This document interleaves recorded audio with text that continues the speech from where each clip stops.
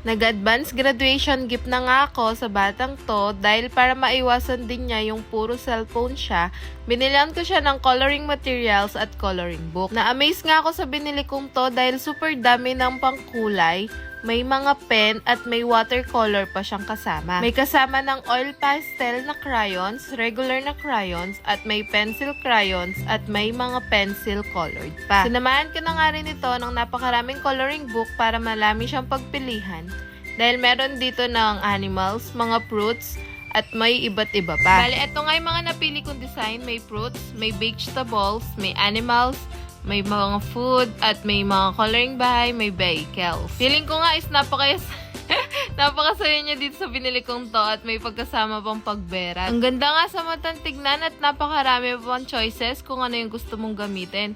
Samantalang ako nung bata lang is regular na coloring crayons lang ang gamit ko. At syempre, hindi rin magpapahuli ang mami. Magkukulay-kulay din tayo dito para naman masubukan natin kung paano kaganda. At maganda rin itong gawing activity sa mga bata lalo na ngayong summer at para makaiwas na rin sila sa puro expose ng cellphone. Sigurado nga hindi lang bata yung mag-enjoy dito dahil talaga ako nag-enjoy din at lalo na nagustuhan ko yung mga pangkulay na gamit ko. Yun lang muna for today's videos. Nasa comment section na lang ang link. Thank you for watching guys. Bye!